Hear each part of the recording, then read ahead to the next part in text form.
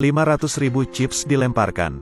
Untuk bertaruh, pria itu memasang bet yang sama tanpa mengucapkan apapun.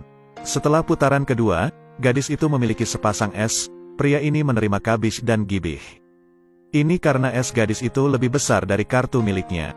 Jadi babak ini, gadis itu membalikan keadaan.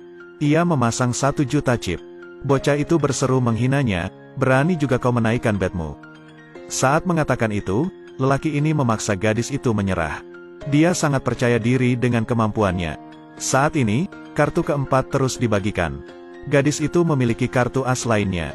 Orang ini memiliki satu lagi skop yang jelas. Pada saat ini, 3 es di tangan gadis itu membuat peluang menangnya sangat tinggi. Pria ini mengatakan bahwa dia kalah dalam permainan ini.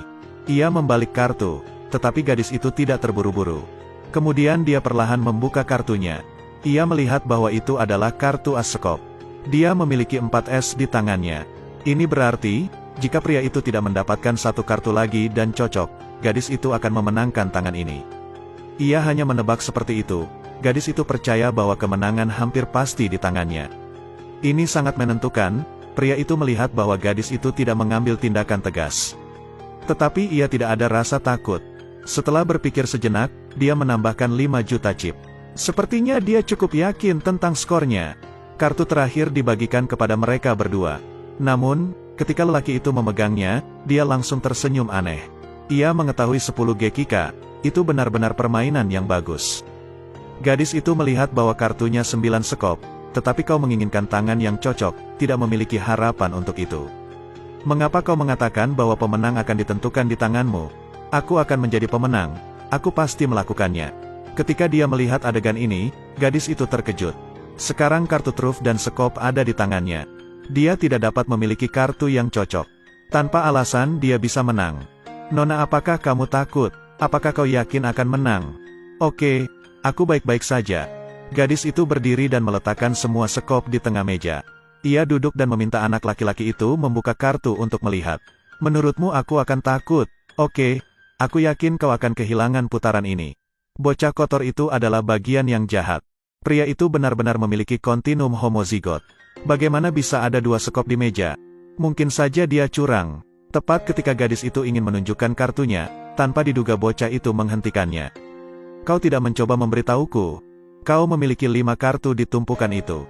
Dia tidak pernah menyangka lawannya akan melakukan jurus seperti itu, karena gadis itu tidak memiliki bukti. Begitu kartu ditarik dia dianggap curang, dia langsung dihukum di tempat. Setelah ragu, dia harus mengaku kalah.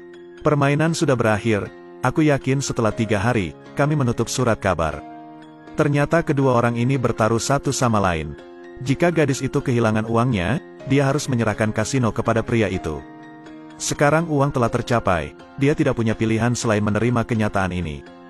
Namun, dia ingin mengetahui alasan kegagalan hari ini.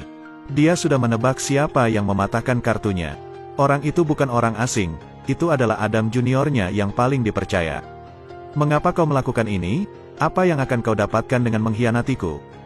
Dalam situasi ini, tidak ada orang yang memiliki kesempatan untuk menukar xenofobia denganmu. Ternyata alasan Adam melakukan ini hanyalah uang. Adam akan menerima sejumlah uang dari pemenang.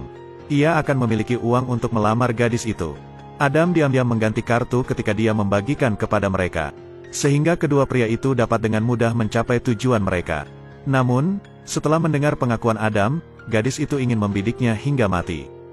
Namun setelah dipikir-pikir, Adam telah setia kepada keluarganya selama bertahun-tahun. Bahkan ketika keluarganya tidak memiliki uang dan pekerjaan, ia dengan sulit memikirkan hal itu. Dia menahan amarahnya dan meletakkan pistolnya. Pada akhirnya dia dengan tegas mengusirnya. Tetapi pria itu mengalahkan gadis itu. Dia tidak memaafkan perilakunya yang curang. Tidak mudah bagimu mengeluarkanku dari kasinoku. Dia memimpin bawahannya ke sarang pria itu. Ia mengangkat senapan untuk menghabisinya tanpa ampun.